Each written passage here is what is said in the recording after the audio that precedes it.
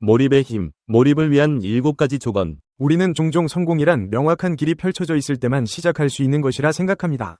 하지만 진실은 그 반대입니다. 성공은 계획된 계약이나 보장된 미래에서 오지 않습니다. 그것은 우리가 두려움 없이 첫 발을 내디딜 때, 아무런 보장이 없는 상황에서도 그저 기꺼이 몰입하고자 할 때 나타납니다. 성공은 바로 그 몰입에서 시작합니다. 완벽하게 준비되지 않아도, 모든 것을 알지 못해도 그저 그것에 온전히 몰입해보는 것이 성공을 향한 첫걸음이 되는 것입니다. 몰입은 모든 것의 시작입니다. 때로는 그저 시작하는 것만으로도 충분합니다. 아무런 약속도 확신도 없을지라도 우리는 그저 몰입할 수 있습니다. 길 전체를 볼 수 없어도 괜찮습니다. 오히려 그 길의 끝을 보려고 하는 것이 우리를 묶어두고 주저하게 만드는 요인일 수 있습니다. 기회는 완벽한 준비 상태에서 다가오지 않습니다. 준비되지 않은 상황에서 다가온 기회를 놓치지 않기 위해서는 그저 몰입하고 그 과정에서 우리가 원하는 것이 무엇인지 탐색해보는 것이 중요합니다. 몰입은 준비가 되지 않았을 때도 우리를 시작하게 하고 그 길 위에서 성장하게 만들어줍니다. 몰입은 추진력을 만들어냅니다. 우리가 처음으로 발을 내딛고 어떤 일에 몰입하게 될 때 보이지 않는 에너지가 우리 안에 생겨납니다. 이 에너지는 우리에게 더 많은 기회와 더 많은 사람들을 끌어들이고 그들과의 연결 속에서 우리는 더욱 성장할 수 있는 기회를 발견하게 됩니다. 이는 마치 바다 위에 떠있는 작은 배가 항구를 찾아 나아가는 것과 같습니다. 항구가 보이지 않아도 물살을 헤치며 나아갈 때 결국 배는 항구에 도착하게 됩니다. 모든 것을 미리 알 수 없어도 일단 첫 발을 내딛고 나서 다음에 논리적인 단계들을 밟아나가는 것이 중요합니다. 몰입은 우리에게 이 에너지를 주고 계속해서 다음 단계로 나아가게 하는 힘을 줍니다. 그렇게 나아가다 보면 결국 우리가 원하던 목적지 아니면 그보다 더 좋은 어딘가에 도착하게 될 것입니다.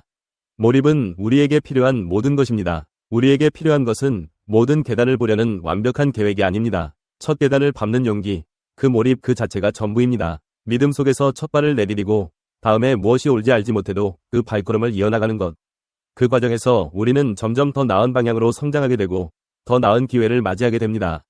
처음에는 명확한 꿈이나 목표조차 없어도 괜찮습니다. 그저 작은 호기심, 뭔가 해보겠다는 마음가짐이 있다면 충분합니다. 몰입은 우리에게 그 길을 열어주고 우리가 나아가야 할 방향을 찾아내도록 도와줍니다. 몰입은 우리가 원하는 변화를 가져오는 열쇠입니다. 바다를 건너기 위해서는 물을 건너기 시작해야 합니다. 그저 바다를 바라보고 앉아있는 것만으로는 바다를 건널 수 없습니다. 우리가 원하는 변화와 성공도 마찬가지입니다. 주저하며 바다를 바라보고 있을 것이 아니라 용기를 내어 물속으로 들어가야 합니다. 그저 그 몰입의 시작만으로도 우리는 성장할 수 있고 추진력을 얻을 수 있습니다. 몰입은 우리를 앞으로 나아가게 하며 그 과정에서 새로운 가능성을 발견하게 합니다. 길 전체를 보지 않아도 됩니다. 몰입하십시오. 그저 첫 발을 내디디세요. 그러고 나서 그 다음에 다가오는 논리적인 단계를 따라가세요. 그 과정에서 성공의 문은 우리 앞에 열릴 것입니다. 예상치 못한 기회들이 열리고 우리는 그 과정 속에서 진정한 자신을 발견하게 될 것입니다. 몰입은 우리가 꿈꾸던 곳으로 아니면 그보다 더 좋은 곳으로 우리를 데려다 줄 것입니다. 몰입은 단순한 시작이 아니라 우리 인생의 여정을 이끄는 가장 강력한 힘입니다. 주위의 모든 잡념, 방해물들을 차단하고 원하는 어느 한 곳에 자신의 모든 정신을 집중하기 위해서는 다음의 7가지 조건이 필요하다. 1. 분명한 목표가 있어야 한다. 때로 창의적인 과정은 누군가 다른 사람이 제안하거나 어느 영역의 권위자가 암시한 문제를 해결해야 하는 목표를 갖고 시작된다. 또는 그 목표가 견해차, 모순, 의심스러운 결과처럼 영역 내의 문제로 나타날 수 있다. 이때의 목표는 그러한 불일치를 화해시킴으로써 체계의 조화를 회복하는 일이다. 2. 어느 정도 잘하고 있는지를 알아야 한다. 이것은 정말 어려운 문제다. 많은 예술가들이 비평가나 관객의 관심을 기다리다가 지쳐서 중도 포기를 하고 만다. 학자들은 평론가와 편집인들이 결과를 평가해주기 전까지의 길고 불안한 시간을 참지 못하고 순수학문에서 떨어져 나간다. 창의적인 일을 하는 사람들은 현장의 평가 기준을 알고 있기에 전문가들의 의견이 없더라도 스스로 피드백을 할 수 있는 능력을 갖고 있다. 3. 도전과 능력이 균형을 이루어야 한다. 창의적인 일이 쉬울 수는 없다. 사실 일에서 즐거움을 느끼려면 어느 정도 어려울 필요가 있는 것은 분명하지만 새로운 분야를 개척하고 미지의 땅으로 들어서는 것은 결코 쉽지 않다. 특히 일을 시작할 때의 어려움은 극복하기 힘들다. 프리먼 다이슨은 다음과 같이 묘사한다. 글쎄요, 일종의 투쟁이라고나 할까요? 시작한다는 것은 엄청나게 힘듭니다. 첫 페이지를 쓰기 위해 일주일 동안 죽어라고 매달리기도 하죠. 정말 피와 눈물과 땀이라고밖에 달리 표현할 길이 없군요. 무언가 훌륭한 결과가 나오리라는 희망을 갖고 자신을 계속해서 밀어붙여야 하고 자연스러운 몰입이 시작될 때까지 견뎌야 합니다. 나 자신을 밀어붙이고 강요하지 않으면 아무 일도 일어나지 않을지도 모릅니다. 일단 몰입에 들어가면 좋은 시간을 가질 수 있지만 거기 도착하기 위해서는 높은 장벽을 넘어가야 합니다. 그 전까지는 그저 순수한 고통일 따름입니다. 4. 행위와 인식이 하나가 되어야 한다. 그러나 도전이 능력과 딱 맞아떨어질 때 창조 과정이 활기를 띠기 시작하면서 적극적으로 일에 몰두하게 되고 다른 잡념들은 일시적으로 보류된다. 5. 방해받는 것을 피해야 한다. 창의적인 사람들이 지닌 여러 가지 특성들은 실제로 창작 과정에 빠져 있을 수 있도록 집중력을 보호하는 역할을 한다. 한번 정신이 흐트러지면 몰입에 방해가 될 뿐 아니라 다시 일을 시작하기 위해 필요한 마음의 평화를 회복할 때까지 오랜 시간이 걸릴 수도 있다. 과제가 클수록 오랫동안 몰두해야 하는 시간이 필요하고 정신이 산만해지기 쉽다. 6. 자기 자신, 시간, 그리고 주변을 잊어야 한다. 주의력을 방해하는 일들이 사라지고 몰입할 수 있는 모든 조건이 갖추어지면 창조 과정이 시작된다. 7. 경험 자체가 목적이 되어야 한다. 학자들은 가끔 진리와 미를 추구하면서 얻는 기쁨이 어떤 활동 자체에 몰입하는 이유라고 기술한다.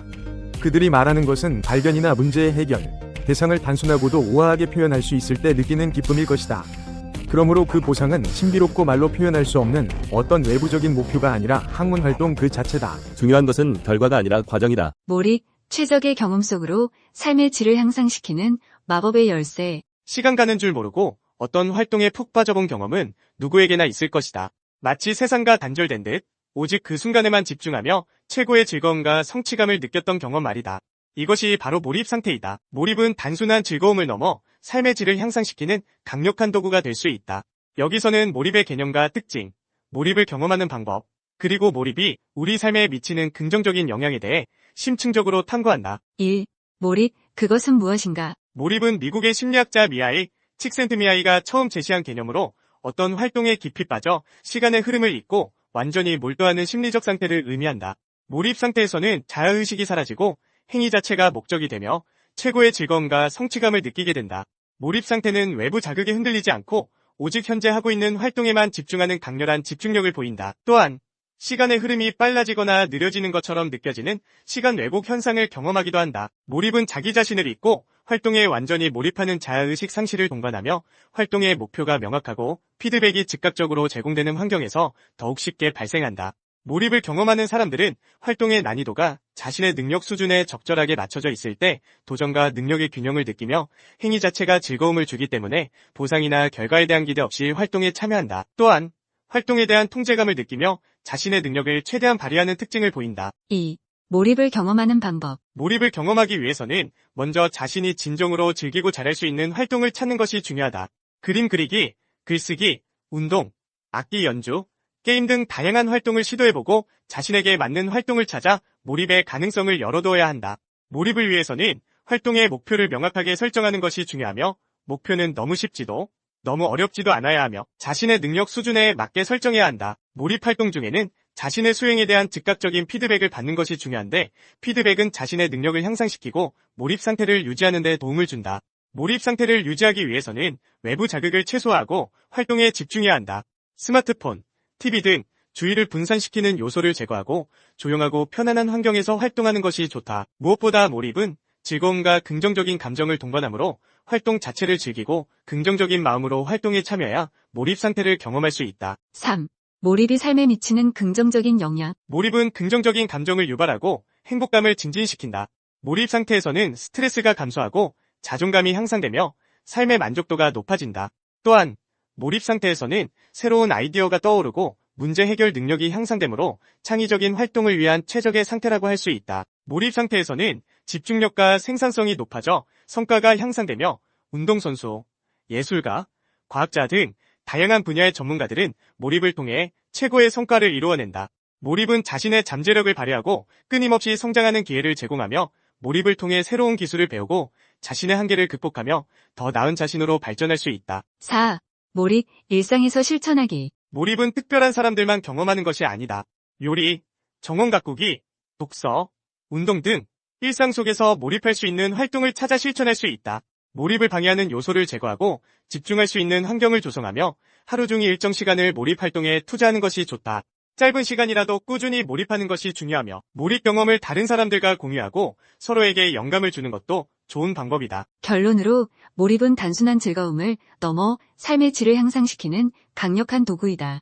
몰입을 통해 행복감을 증진시키고 창의성을 발휘하며 성과를 향상시키고 자기 성장을 이룰 수 있다. 몰입은 누구나 경험할 수 있으며 일상 속에서 몰입 활동을 찾고 꾸준히 실천하면 삶의 질을 한 단계 더 높일 수 있을 것이다. 주위의 모든 잡념, 방해물들을 차단하고 원하는 어느 한 곳에 자신의 모든 정신을 집중하기 위해서는 다음의 7가지 조건이 필요하다. 1. 분명한 목표가 있어야 한다. 때로 창의적인 과정은 누군가 다른 사람이 제안하거나 어느 영역의 권위자가 암시한 문제를 해결해야 하는 목표를 갖고 시작된다. 또는 그 목표가 견해차, 모순, 의심스러운 결과처럼 영역 내의 문제로 나타날 수 있다. 이때의 목표는 그러한 불일치를 화해시킴으로써 체계의 조화를 회복하는 일이다. 2. 어느 정도 잘하고 있는지를 알아야 한다. 이것은 정말 어려운 문제다. 많은 예술가들이 비평가나 관객의 관심을 기다리다가 지쳐서 중도 포기를 하고 만다. 학자들은 평론가와 편집인들이 결과를 평가해주기 전까지의 길고 불안한 시간을 참지 못하고 순수 학문에서 떨어져 나간다. 창의적인 일을 하는 사람들은 현장의 평가 기준을 알고 있기에 전문가들의 의견이 없더라도 스스로 피드백을 할 수 있는 능력을 갖고 있다. 3. 도전과 능력이 균형을 이루어야 한다. 창의적인 일이 쉬울 수는 없다. 사실 일에서 즐거움을 느끼려면 어느 정도 어려울 필요가 있는 것은 분명하지만 새로운 분야를 개척하고 미지의 땅으로 들어서는 것은 결코 쉽지 않다. 특히 일을 시작할 때의 어려움은 극복하기 힘들다. 프리먼 다이스는 다음과 같이 묘사한다. 글쎄요, 일종의 투쟁이라고나 할까요? 시작한다는 것은 엄청나게 힘듭니다. 첫 페이지를 쓰기 위해 일주일 동안 죽어라고 매달리기도 하죠. 정말 피와 눈물과 땀이라고밖에 달리 표현할 길이 없군요.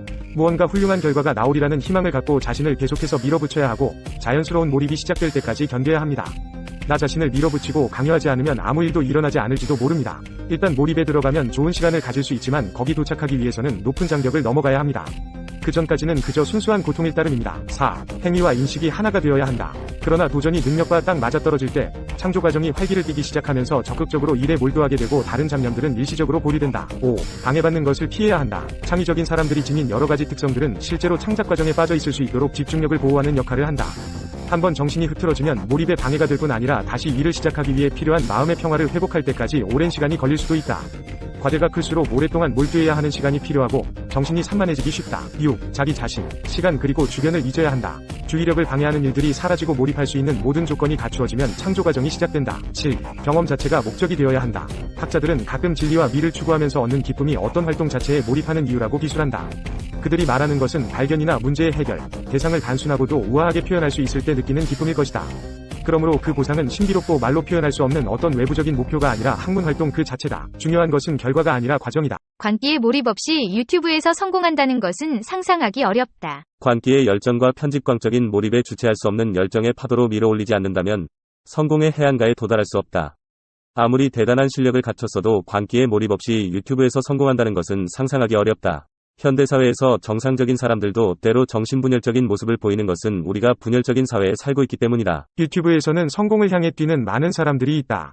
인공지능의 가세로 그 숫자는 상상을 불허할 정도로 폭증하고 있다. 전 세계적인 현상이다. 그러나 그들 중 상당수가 성공의 사다리를 오르지 못한다. 왜냐하면 그들은 성공으로 향하는 열차를 움직일 충분한 관기의 열정이 없고 단지 성공에 대한 욕심만 있기 때문이다.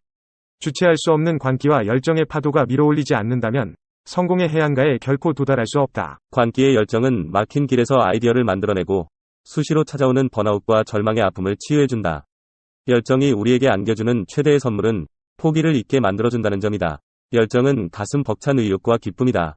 열정은 불굴의 의지와 정열을 품고 100만 명 유튜버에 도전함으로써 나타난다. 어떻게 해서든 2층으로 올라가고 싶다는 열정을 가지고 있는 사람은 사다리를 생각한다. 그러나 가능하면 올라가 보고 싶다는 사람은 사다리를 떠올리지 못한다. 일에 대해 열정을 가지지 않는 사람은 생각이 없는 단순한 존재에 지나지 않는다. 타고난 재능도 열정이라는 사포로 문질러야 광채를 낼 수 있다. 꼭 필요한 한 가지 자질만 남겨놓고 다른 자질은 모두 포기해야 한다면 열정을 남겨두어야 한다. 열정은 유튜버들이 꼭 지녀야 할 요소다. 유튜버들의 내면을 가득 채우고 있는 이 열정은 추진력으로 묘사되기도 한다. 뜨거운 열정이 가슴속에 타오르고 있기 때문에 유튜버들은 불가능을 가능으로 변화시킬 수 있는 것이다. 성공한 유튜버들이 어떤 상황에서도 포기하지 않고 끝까지 추진하는 힘의 원천은 바로 가슴속에 숨겨진 열정이다. 피터 드러커는 사명감을 갖고 하나만을 억척스럽게 물고 늘어지는 사람만이 어떠한 일이든 성취해낼 수 있다고 했다. 유튜브에서 성공하기를 바란다면 가슴속에 불타는 관기의 열망을 가지고 있어야 한다. 잘하기 위해서는 하루에 10시간뿐 아니라 자신이 가진 모든 것을 던질 수 있어야 하는 것이다.